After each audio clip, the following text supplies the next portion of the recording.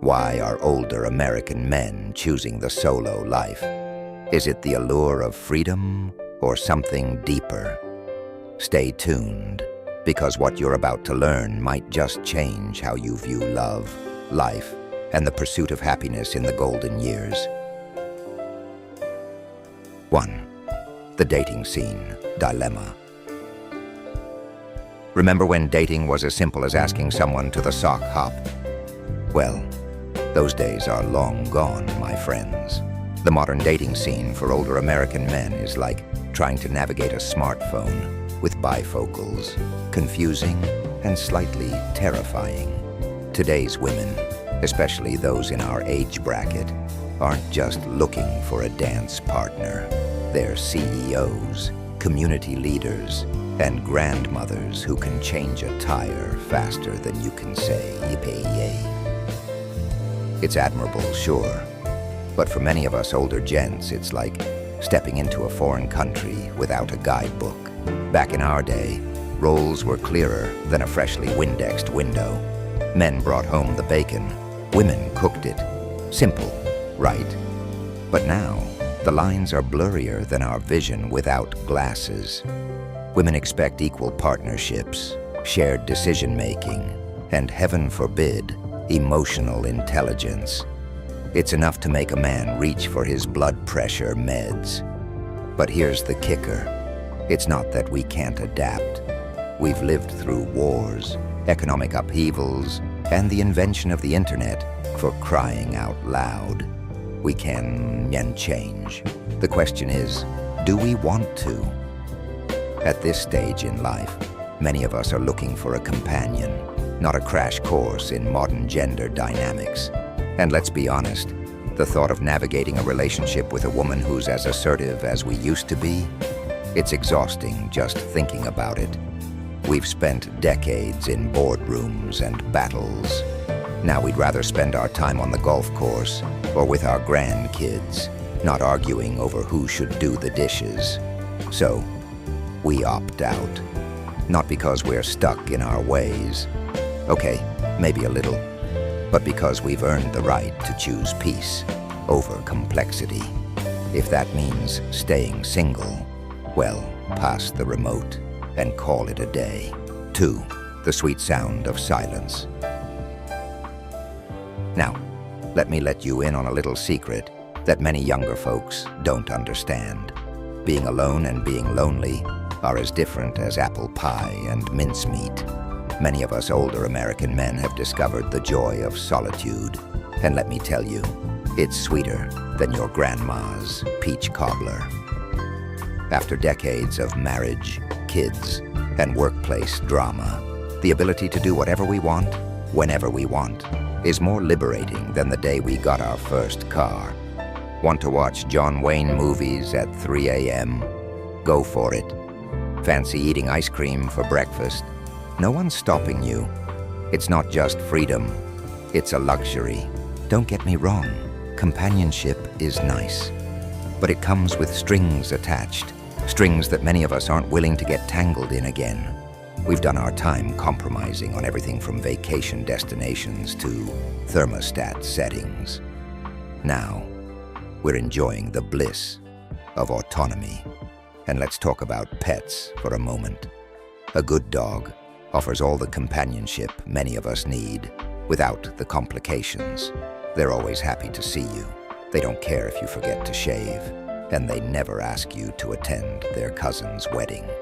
For many older men, this is the perfect balance of companionship and independence. We've lived full lives, filled with love, loss, and everything in between. Now we're in a phase where we're rediscovering ourselves. It's not about being antisocial or bitter. It's about finding contentment in our own company. We've spent years being someone's husband, father, or boss. Now we're just being ourselves. And you know what? It feels pretty darn good. 3. Small town, big challenge. All right, let's shift gears and talk about geography. Dating in a small town at our age. It's like trying to find a needle in a haystack, except the needle is another single person over 70 who shares your interests and doesn't remember you from high school. In big cities, the world is your oyster. You've got senior centers, dance classes, and more dating apps than you can shake a stick at. But in small-town America, your options are about as limited as the selections at the local diner. The pool of available women in these areas isn't just small, it's practically a puddle, and everyone knows everyone's business. Try going on a date, and before you've finished your coffee, half the town knows and your grandkids are calling to ask about your new lady friend. But here's the real kicker. Even when there are women around, they might not be what we're looking for. It's not about being picky. It's about knowing what works for us at this stage of life. Maybe we want someone who shares our love for early morning fishing trips. Or perhaps we're looking for a travel companion who doesn't mind our fondness for road trip beef jerky. Finding that perfect match in a small town. It's like winning the lottery, except the odds are probably better with the lottery. So, what's an older guy to do? Some of us adapt. We focus on other aspects of life, volunteering at the local library, becoming the go-to babysitter for our grandkids, or finally writing that novel we've been thinking about for decades. We build a life that's fulfilling without a romantic partner. And if love does come knocking, great. But we're not sitting by the phone waiting for it. We're out living our best lives, even if that means being the only single guy at the town's 4th of July picnic. After all, someone's got to judge the pie contest, right? 4. Money talks. Let's talk turkey. Or rather, let's talk money. It's not the most romantic topic, but at our age, it's as important as remembering to take our daily vitamins. Many of us older American men have spent decades building our nest eggs, and the idea of cracking them open for a new relationship, well, it's about as appealing as a root canal without anesthesia. Divorce is expensive, and many of us have the alimony payments to prove it. You don't just lose half of everything, you lose half of everything you've worked for your entire life. Houses you've lovingly maintained, savings accounts you've diligently filled, pensions you've earned through years of hard work, all up for grabs. And at our age, there's no time to start over financially. We're not exactly in our prime earning years anymore. But it's not just about protecting what we have. It's also about the potential financial complications a new relationship might bring. What if she's the one with debt? Medical bills that could rival the national debt, credit card balances higher than a cat's opinion of itself, or loans that'll outlive us both. Do we really want to take that on? It's not unromantic. It's reality. Financial independence at our age is more precious than a vintage Cadillac. It gives us the freedom to spoil our grandkids rotten, travel to places we've only seen in magazines, or finally buy that boat we've been eyeing for years. Getting into a relationship means potentially compromising that independence. Shared expenses, joint financial decisions. It's like being back at work. Except you can't retire from this job. And let's not forget about leaving a legacy. Many of us want to make sure we can pass something on to our kids and grandkids. A new relationship could complicate those plans faster than you can say prenuptial agreement. For many of us, the peace of mind that comes with financial stability outweighs the potential benefits of companionship. Cold? Maybe. Practical? Absolutely. At our age, we've earned the right to be a little selfish with our resources. After all, we are not getting any younger, and neither are our bank accounts. 5. Confidence crisis. Now, let's address the elephant in the room. Confidence, or rather, the lack of it. Dating at 80 isn't the same as dating at 20. And I'm not just talking about needing reading glasses to see the menu. The modern dating world for us older American men is like trying to navigate Times Square when you're used to a one-stoplight town. Everything's flashy, fast-paced, and frankly, a little overwhelming. We don't know the lingo. What in tarnation is ghosting, anyway? We're not up on the latest dating apps, and the idea of creating an online profile is about as appealing as a colonoscopy. Fear of rejection? It's real, and it doesn't get easier with age. In fact, it gets harder. We're not as resilient as we once were. A no at 20 was a bruise to the ego. A no at 80 feels like a punch to the gut. We've lived long lives, faced countless challenges, but somehow, the thought of asking someone out on a date makes us feel like awkward teenagers all over again. And it's not just about dating. Socializing in general becomes harder as we age. We feel out of touch with the world around us. Conversations about TikTok and Twitter leave us feeling like we're speaking a different language. We worry about being seen as that old guy who doesn't get it. So, many of us retreat. We stick to what we know, who we know, and slowly, our world gets smaller. The longer we stay out of the game, the harder it is to get back in. It's a vicious cycle that would make even the most confident man question himself. We don't date because we're not confident, and we're not confident because we don't date. Round and round we go, until the very idea of putting ourselves out there seems as daunting as climbing Mount Everest in our slippers. But here's the thing. We're not alone in feeling this way. Many older men struggle with these same insecurities. The problem is, we don't talk about it. We've been conditioned to be strong, to have all the answers. Admitting to feeling unsure or insecure, that's tougher than admitting we need help opening a jar. So, we stay single. Not because we don't want companionship, but because the thought of putting ourselves out there, of being vulnerable, is scarier than watching our retirement funds during a market crash. It's easier to convince ourselves we're happy alone than to face the possibility of rejection, or even worse, looking foolish. 6. Health matters. All right, let's talk about something we'd all rather ignore, but can't. Our health. At our age, health isn't just a concern. It's practically a full-time job. Between doctor's appointments, medication schedules, and trying to remember where we put our glasses, usually on top of our heads, it's a wonder we have time for anything else. For many older American men, health issues are the uninvited guests at our life's party. Chronic conditions like diabetes, heart disease, or arthritis aren't just physical challenges. They're emotional and mental hurdles, too. They affect how we see ourselves and how we think others see us.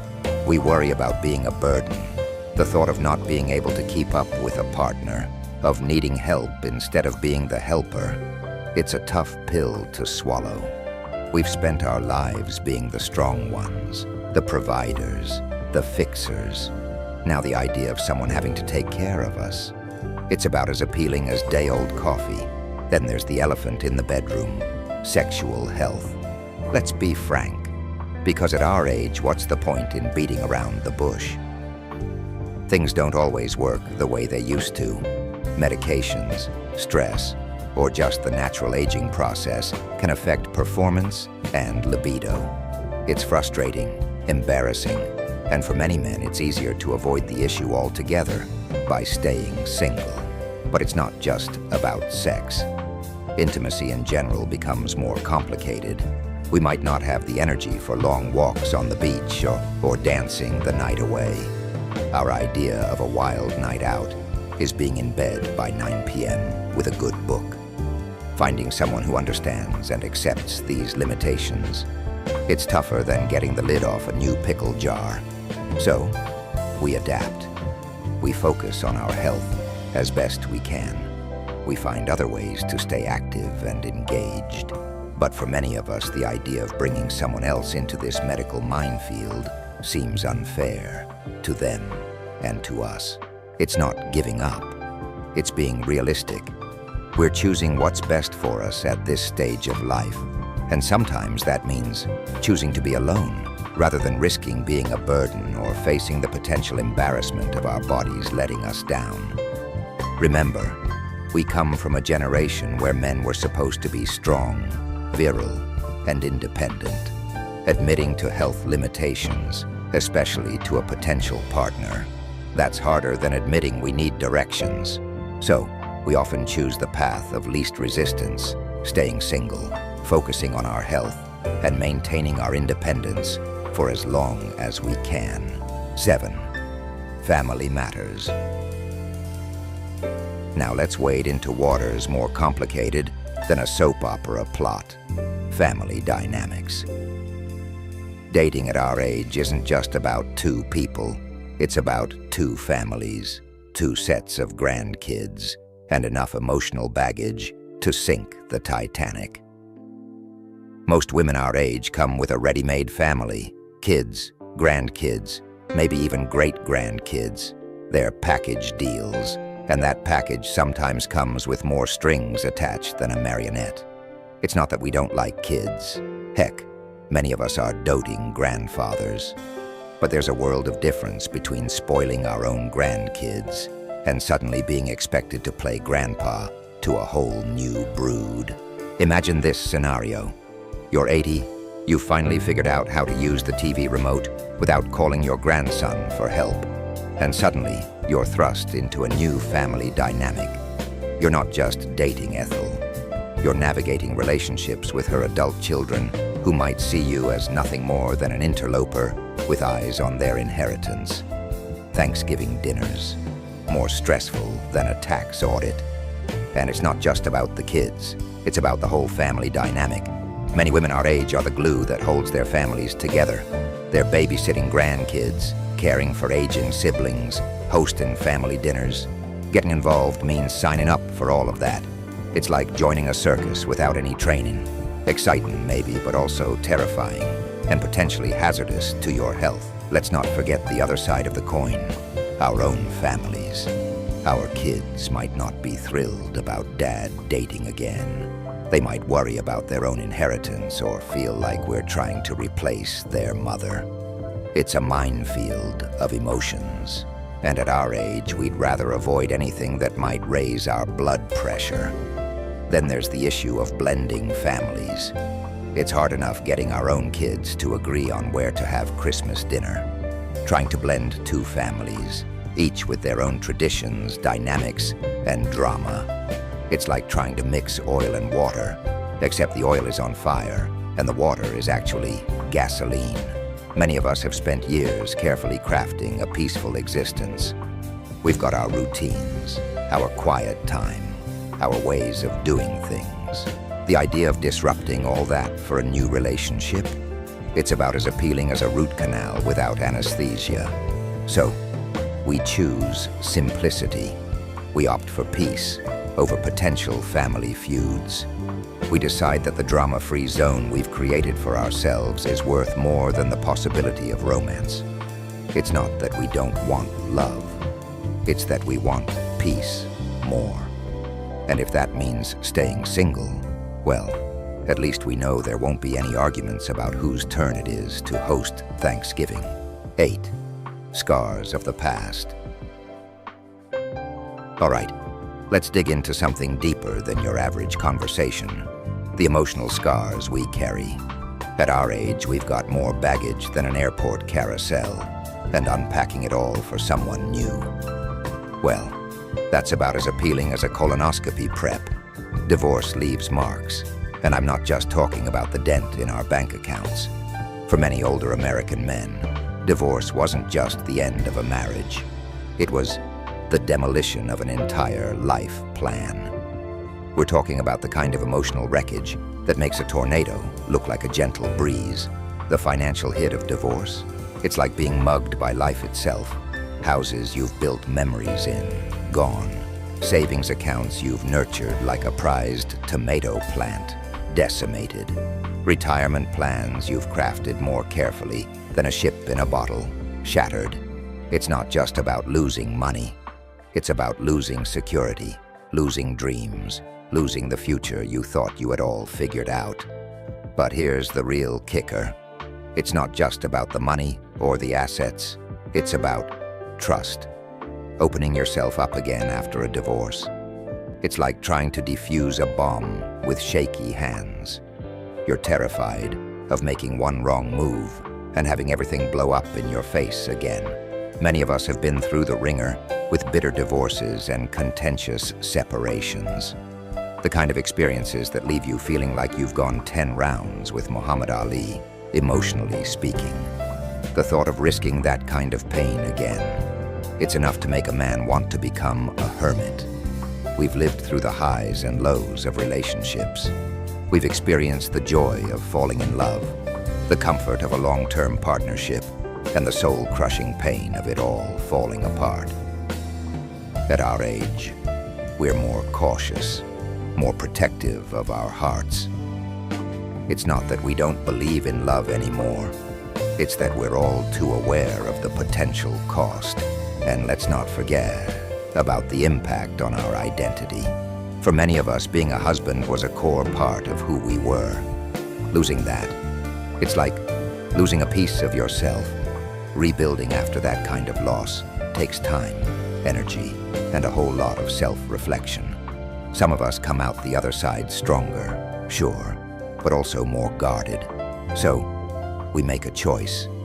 We choose to focus on ourselves, on our own well-being. It's not about being bitter or giving up on love. It's about being wise, about knowing our limits and respecting them. We've earned the right to prioritize our own peace of mind. For many of us, the potential rewards of a new relationship just don't outweigh the risks. We've found contentment in our solitude, in our friendships, in our hobbies. And if that means staying single, well, we're okay with that. After all, there's a certain freedom in answering only to yourself. Remember, whether you're single, married, or somewhere in between, the most important relationship you'll ever have is the one with yourself. So take care of yourself, cherish your independence, and never stop growing. Until next time, this is Old Man River, signing off. Keep your chin up, your mind open, and your remote control close at hand. Life's too short for bad TV or bad company. Stay golden, folks. Thank you for watching. Drop a comment below. Share your thoughts, your experiences, or maybe just your favorite joke about getting older. We could all use a good laugh, especially at our own expense.